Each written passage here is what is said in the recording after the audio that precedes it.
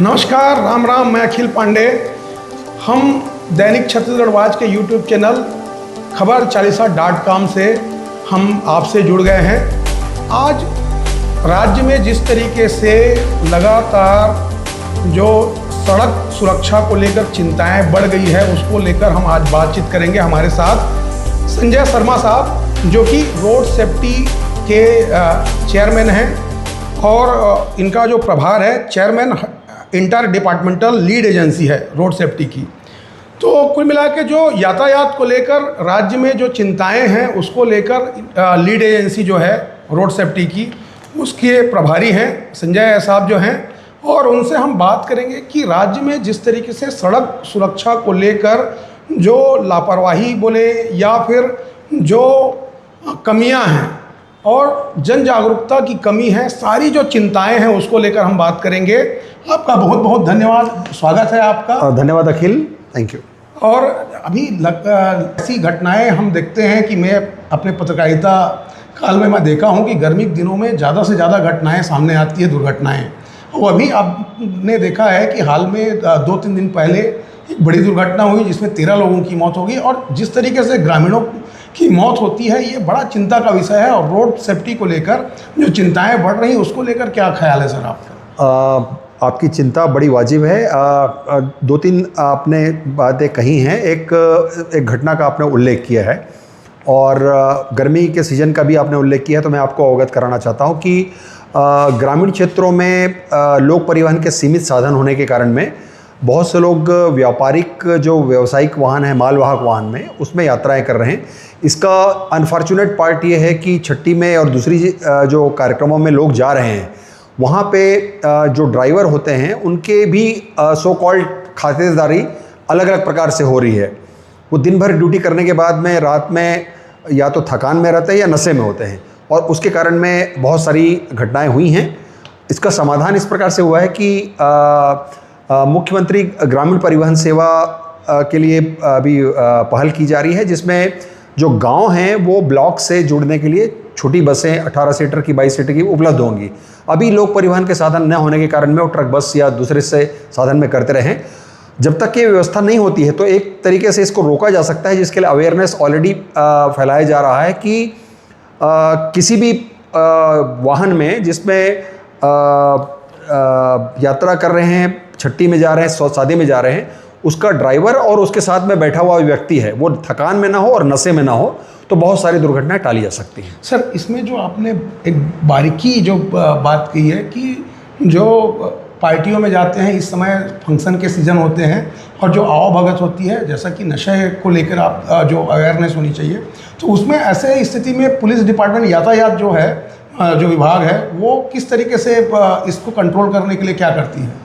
मैं आंकड़ों के हिसाब से कहूं तो इसमें अभी केवल 4-5 महीने में ही, 5वां महीना चल रहा है, 4 महीने में भी 1000 से अधिक कार्रवाई हुई है ऐसे वाहनों पर जो परमिट शर्तों का उल्लंघन कर रहे हैं और परमिट शर्तों का उल्लंघन करके या यात्री परिवहन कर रहे हैं या दूसरी तरीके से उल्लंघन कर रहे हैं। और हम एक अनियमित अंतराल में भी और नियमित अंतराल में भी अलग अलग स्थानों पे जो गाड़ी के ड्राइवर हैं उनकी एल्कोमीटर से और दूसरे माध्यम से जांच भी करते हैं। जैसे कल ही 2 बसों के ड्राइवरों को पकड़ा गया, सिटी बस के ड्राइवर थे, और उनका चालान किया गया। और चालान में पुलिस अपने तरफ से फाइन नहीं कर रही, सबको कोर्ट भेजा ही जा रहा है और मिनिमम 10,000 का उसमें फ़ाइन हो रहा है। साथ ही साथ में सज़ा का भी प्रावधान है, लेकिन ये कोर्ट का डिस्क्रिशन होता है। ये बड़ी महत्वपूर्ण बात है सर कि इस तरीके के जो फाइन होते हैं और जो आप सड़क में आते जाते लोगों को देखते हैं यातायात के दौरान, सड़क के बीच में पुलिस द्वारा कार्रवाई की जाती है, वो काफ़ी बेतरतीब तरीके से कार्रवाई होती है। लेकिन इसका एक ड्रॉबैक ये है, इसका नकारात्मक पहलू ये है कि इस तरीके की कार्रवाई जो है उसका उद्देश्य को लेकर काफ़ी सवाल खड़े होते हैं। तो आप समझ गए होंगे मैं क्या बोल रहा हूँ सर। इसमें आप की बात मैं समझ गया हूँ, और इसके कारण हम लोग कोशिश कर रहे हैं कि अब इलेक्ट्रॉनिक मॉनिटरिंग पर ज़्यादा ध्यान दें, ताकि जो कैमरे हैं और उनके माध्यम से जो अनियंत्रित गति से वाहन चला रहे हैं, गलत दिशा से गाड़ी चला रहे हैं या सीट बेल्ट नहीं लगाया है, सिग्नल जंपिंग कर रहे हैं, तो अधिक से अधिक इलेक्ट्रॉनिक मॉनिटरिंग के माध्यम से कार्रवाई की जाए। दूसरा, जो चालान कार्रवाई होती है वो ई चालान किया जाए, मतलब उसमें कैश ट्रांजैक्शन ना हो, इसके लिए पॉज मशीन वगैरह अभी दिए गए हैं। लगभग 150 से अधिक मशीन पूरे राज्य में दिए गए हैं, ताकि जिसको भुगतान भी करना है वो या तो इलेक्ट्रॉनिक माध्यम से करे या फिर ई चालान अपना सीधे खाते के माध्यम से करे। तो उसके भी निर्देश हुए हैं और ज़्यादा पारदर्शी तरीके से सब कार्य हो, इसके लिए भी लगातार प्रयास जारी है। ये बहुत बड़ी बात जो है संजय शर्मा साहब ने कह दी है, और हमारे दर्शकों को इस बात पर विशेष रूप से ध्यान देना चाहिए कि जो पुलिस द्वारा जो चेकिंग होती है और वो जो चालान होता है वो ई जुर्माना जो है वह ई पेमेंट के द्वारा किया जाए। जैसा कि आपको रसीद दी जाती है और कैश पेमेंट करते हैं, उसके बजाय आप ई ट्रांजैक्शन करेंगे तो उससे समझ में आता है कि जो चालान है वो बिल्कुल सही है और उसके पीछे जो मंशा है वो कम से कम खत्म होगी। इसलिए आम जनता के बीच में ये जागरूकता बिल्कुल होनी चाहिए, ताकि कार्रवाई है वह सही दिशा में आगे बढ़ सके। जैसा कि जो कार्रवाई होती है उसमें खास करके हेलमेट, मैं 1 मिनट रोकना चाहूँगा। इसमें ये भी कहना चाहूँगा कि आपका जो चालान होता है आपके लिए बाध्यकारी नहीं है कि आप वहाँ पटाएं। आप मुख्यालय में जाके भी प्राप्त करके रसीद प्राप्त कर सकते हैं। दूसरा, कोर्ट भी आपके लिए ओपन है, और जब आपका चालान होता है, आपको लगता है कि आपका चालान गलत हुआ है, तो आप न्यायालय के शरण में भी जा सकते हैं, वो भी ओपन है। वहाँ अपना पक्ष रखिए और यदि आप सही हैं तो आपको वहाँ से राहत मिलेगी, न्याय मिलेगा। हाँ। ये बहुत अच्छी आपने जानकारी दी है सर, और ये लोगों को जानना चाहिए, ये अवेयरनेस आनी चाहिए, जागरूकता आनी चाहिए कि आम जनता जो है, संजय साहब ने जैसा कि बताया कि आप कोर्ट में भी जा सकते हैं, मुख्यालय में भी जा सकते हैं, पुलिस मुख्यालय में, यातायात मुख्यालय है यहाँ पे। जी हाँ, वहाँ पे काउंटर बना हुआ है, वहाँ पे आप करके वहाँ से रिसीट प्राप्त कर सकते हैं। तो संजय साहब ने बताया कि आप जो कार्रवाई होती है, पुलिस कार्रवाई जो होती है या यातायात की जो पुलिस जो है वो कार्रवाई करती है, तो आप यातायात मुख्यालय में जाके चालान पटा सकते हैं या कोर्ट में जाके चालान पटा सकते हैं। दूसरी सबसे बड़ी बात यह है सर कि जो रोड एक्सीडेंट में पिछले 6 वर्षों में, अभी फरवरी में विधानसभा में मुख्यमंत्री जी ने जानकारी दी।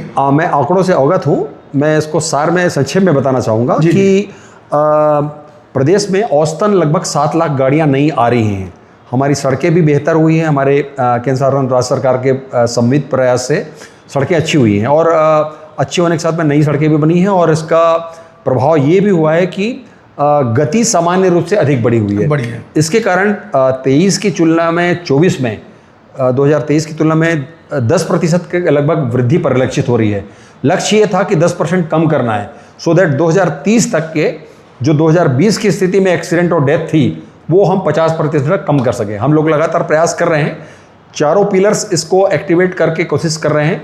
एक एजुकेशन अवेयरनेस की आवश्यकता है, और इसके लिए पहली से 10वीं तक के कैरिकुलम में शामिल कर लिया गया है छत्तीसगढ़ बोर्ड की। अभी कुछ दिनों पहले मैं दिल्ली में एक मीटिंग में था, माननीय गडकरी जी ने बहुत सारे स्टेक होल्डर्स को बुलाया था, जिसमें CBSE के चेयरमैन साहब भी थे। उन्होंने कहा है कि यथाशीघ्र CBSE के कैरिकुलम में भी पहली से 12वीं क्लास तक के कैरिकुलम में रोड सेफ्टी जुड़ेगा। एक और प्रयास किया जा रहा है कि रोड सेफ्टी के जो क्लब हैं वो स्कूल्स में खुलें, ताकि नियमित रूप से सड़क सुरक्षा के लोग में बात करेंगे तो हम ज़्यादा अवेयर करेंगे, और बच्चा यदि बात करता है वो घर में आके बात करेगा तो 4 लोग और अवेयर होंगे। तो एक बड़ा कारण है वो अवेयरनेस की कमी निश्चित रूप से है, और इसके लिए बहुत अधिक काम करने की आवश्यकता है। दूसरा पिलर जो इंजीनियरिंग का है, वो भी जो हमारे ब्लैक स्पॉट्स का रेक्टिफिकेशन करने की उसका आइडेंटिफिकेशन हुआ है। पिछले बार की तुलना में इस बार ब्लैक स्पॉट्स भी बढ़े हैं, लेकिन उसका रेक्टिफिकेशन NHAI और PWD कर रहा है। एक अच्छी बात मैं बताना चाहूँगा कि पहली बार छत्तीसगढ़ सरकार ने जो ब्लैक स्पॉट के रेक्टिफिकेशन के लिए 800 के करीब ब्लैक स्पॉट है थे, वो आपने जो 800 की अवधि दिखी है ना, वो एक लंबे अंतराल की है। औसतन जो है वो 150 के आसपास की रहती है इस साल का जो है, और इसके रेक्टिफिकेशन के लिए लोक निर्माण विभाग का जो बजट है उसमें 120 करोड़ रुपए का प्रावधान किया गया है। तो इससे जो दीर्घकालिक और अल्पकालीन जो रेक्टिफिकेशन है वो जल्दी हो जाएगा, और इन्फोर्समेंट की कार्रवाई भी बढ़ाने के निर्देश दिए गए हैं पुलिस मुख्यालय की तरफ से कि ऐसी सड़क दुर्घटनाएं जिससे मौत हो रही है उसका इन्फोर्समेंट बढ़ाया जाए। इमरजेंसी केयर के लिए मैं बताना चाहूँगा कि एक्सीडेंट होने के बाद में पेशेंट्स को तत्काल राहत मिल जाए, इसके लिए ट्रामा स्टेबलाइजेशन सेंटर पहले से नेशनल हेल्थ मिशन ने 8 स्वीकृत किए थे, इसके अलावा 12 की भी स्वीकृति प्राप्त हो चुकी है। तो हर पेशेंट, चाहे वो कोरिया का हो, चाहे गोरेला पंडराबाई को मेकाहार या एम्स में भेजने के स्थान पर वहाँ ट्रामा स्टेबलाइज हो जाएंगे, तो यहाँ आएंगे तो बहुत सारी जान हम इस तरह से बच जाएगी। इस तरह से सड़क सुरक्षा में ये चारों पिलर्स जो हैं वो काम कर रहे हैं। सर, ब्लैक स्पॉट को लेकर भी कार्रवाई हो रही है, कम हो करके, लेकिन फिर से जो ब्लैक स्पॉट की संख्या भी बढ़ जाती है। मैंने आपको निवेदन ये किया कि हमारी जो सड़कें हैं, नई नई सड़कें बन रही हैं, तो बहुत सारे हाईवेज इस तरह से बन रहे हैं कि एक तरफ जो गांव का एक मोहल्ला है, दूसरी तरफ दूसरा मोहल्ला है। या आप छोटा सा उदाहरण लेना चाहेंगे कि सिलतरा और धरसीवा तरफ मैक्सिमम एक्सीडेंट होते थे जी। अधिक। यहाँ से जब बिलासपुर की तरफ जाएंगे तो दाहिने तरफ रहने वाले लोग हैं और बाईं तरफ में पूरी फैक्ट्री है जी। और मोस्टली फैक्ट्री में काम करने वाले लोग हैं। वो 1 किलोमीटर 1.5 किलोमीटर में जो अंडरपास बना है या दूसरे मार्ग बने हुए हैं, उसको अवॉइड करके वो 20 से ही जाने की कोशिश करते हैं और कई बार उनका शॉर्टकट के चक्कर में, और shortcut always cut short the life. तो ये फंडा है, थोड़ा सा यदि तकलीफ करें, मुश्किल से 4-5 मिनट एक्स्ट्रा लगेगा, ज़्यादा फ्यूल भी नहीं लगेगा उनका, इससे बहुत सारी जान बच सकती है। ये अवेयरनेस का पार्ट है जिसके लिए इसमें मैं सबसे बड़ी ये जानकारी चाहूँगा सर कि इसमें क्या यातायात में जो मेन पावर लगनी चाहिए, जो यातायात पुलिस है उनकी संख्या जो है उनकी कमी है, जो इक्विपमेंट्स होनी चाहिए उनकी कमी है, ऐसा उसके संसाधन युक्त होना चाहिए, इसके लिए क्या देखिए, सरकार जो है सड़क सुरक्षा संसाधनों के लिए लगातार बजट प्रोविजन करती है। और आप जो नए इंटरसेप्टर देख रहे हैं, जैसे लास्ट ईयर हमारे माननीय मुख्यमंत्री जी ने 15 इंटरसेप्टर की व्यवस्था की। और इंटरसेप्टर एक ऐसा वाहन होता है जिससे कहीं पे भी किसी प्रकार के चालानी वगैरह, ई चालान वगैरह कार्रवाई की जा सकती है, ओवर स्पीड उससे देखी जा सकती है, किसी का हॉर्न बज रहा है, किसी का लाइट ठीक नहीं है, ये सारी चीज़ें, उसमें कैमरेज वगैरह भी लगते हैं, इस तरह की व्यवस्था हो रही है। स्पीड गन भी मैं आज तक यस, स्पीड रडार गन, जी जी, मैं उसकी बात कर रहा हूँ। इसके अलावा हाईवे पेट्रोल भी जो दिए गए हैं वो भी सड़क सुरक्षा निधि का ही हिस्सा है जी। आप स्टॉपर्स देखते हैं और एल्कोमीटर देखते हैं जो ड्रंक करके चलाते हैं, ये सब सरकार की के द्वारा जो प्रावधान किए गए हैं उसमें हो रहा है। इसके अलावा जो फोर्स के बारे में बात की, यस, अभी फोर्स की कमी है। हमारा रायपुर शहर जो है वो कैपिटल बन गया और राजधानी बनने के साथ साथ में फोर्स जो है उस अनुपात में नहीं बढ़ पाया जिस अनुपात में जनसंख्या बढ़ी है। बिल्कुल। एक BPRND का जो मापदंड है उसके मुताबिक रायपुर जिले में, शहर ने पूरे जिले में लगभग 2000 की फोर्स होना चाहिए और उसमें अभी वर्तमान में 460-70 के आसपास में लोग हैं, बहुत कम है। तो 1/5 के आसपास में फोर्स है। और ये बड़ा कारण है कि हर चौक चौराहे में कंजेशन में दिक्कत नहीं आती। दूसरा, road infrastructure, flyovers, grade separators, underpass, ये इंजीनियरिंग वाले पार्ट है। लोक परिवहन के लिए हमारे ट्रामा जो मेट्रोज वगैरह हैं उसके लिए भी कोशिश करना चाहिए। इसके अभाव में लोग अभी भी एक सिंगल भी जाना है वो अपनी कार लेके जा रहा है। घरों में पार्किंग वगैरह के लिए पर्याप्त व्यवस्था नहीं, लेकिन 3-3, 4-4 कार आप खड़ी कर रहे हैं। तो ये सब बड़े कारण हैं जो अंततोगत्वा जैमिंग को प्रभावित करते हैं। तो इस पर भी विचार करने जाने की जरूरत है और कार्रवाई होने की जरूरत है। एक तरफ जहां छत्तीसगढ़ जो है लगातार तेजी से विकास की गति के साथ जो विकास है वो सामने आ रहा है, लेकिन वहीं हम देखते हैं कि यातायात सुरक्षा को लेकर जिस तरीके से जो मेन पावर होनी चाहिए या जो संसाधन होना चाहिए उसकी कमी है। मैं फिर इंटरप्ट करना चाहूँगा। मानव संसाधन अभी अपेक्षाकृत कम है, बाकी जो दूसरे संसाधन हैं वो सरकार लगातार प्रोवाइड कर रही है हर साल। इस साल भी लगभग 20 करोड़ रुपये का प्रावधान किया गया है जिससे अलग अलग प्रकार के सुरक्षा उपकरण जैसे हाईवे पेट्रोल हो गया, इंटरसेप्टर हो गया, एल्कोमीटर हो गया, कौन हो गए, ट्रैफिक कौन्स हो गए, ब्रेथ एनालाइजर हो गए, ये सब का प्रबंध योजना प्रबंध शाखा पुलिस मुख्यालय की करती है, वो कर रही है जी। तो कुल मिला के हालांकि सारी व्यवस्थाएं जो है वो हो रही है, लेकिन जो दिख रहा है, लेकिन मेन पावर की कमी के कारण से कुछ चीज़ें जो है उसमें काम किया जाना अभी बाकी है। लेकिन हम आशा करते हैं कि जल्दी से जल्दी इस पर रोड सुरक्षा को लेकर सरकार की जो चिंताएं हैं वो दिखनी चाहिए, ताकि आम लोगों की जो सुविधाएं हैं या जो असामयिक जो दुर्घटनाएं हैं वो ज़्यादा से ज़्यादा कम हो, इसके लिए कोशिश गंभीरता से होनी चाहिए।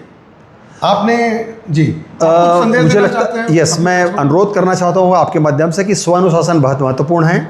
हम बहुत आसानी के साथ में दूसरों की गलतियाँ देखते हैं, चाहे सड़क में हमको पहले निकलना हो, कुछ भी निकलना हो। मिजोरम, भुवनेश्वर और ऐसे कई सारे उदाहरण हैं जिसमें लोग स्वयं स्फूर्त होकर अपना हेलमेट लगाते हैं। हेलमेट और सीट बेल्ट लगाने मात्र से सड़क दुर्घटनाओं में मृत्यु की संभावना 40 से 45% तक कम हो जाती है। मैं रिपीट करना चाहूँगा, केवल सीट बेल्ट और हेलमेट लगाने मात्र से आप सड़क दुर्घटनाओं में 45% तक सुरक्षित रह सकते हैं, जीवित रह सकते हैं।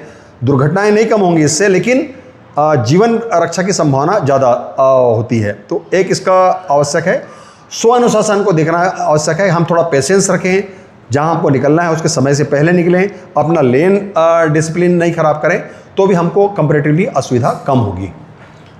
कुल मिला के संजय साहब ने काफ़ी एक तो अच्छी जानकारी भी दी और उन्होंने एक बड़ा संदेश भी दिया है कि जिस तरीके से हेलमेट लगाकर ही निकलना और स्व अनुशासन, ये सबसे ज़्यादा महत्वपूर्ण विषय है जिसको लेकर आम जनता को जागरूक होना चाहिए और स्व अनुशासन के साथ में जो सड़क सुरक्षा के नियमों का पालन करते हुए चलें तो निश्चित रूप से दुर्घटना कम होने में मदद मिलेगी। नमस्कार। नमस्कार जी, थैंक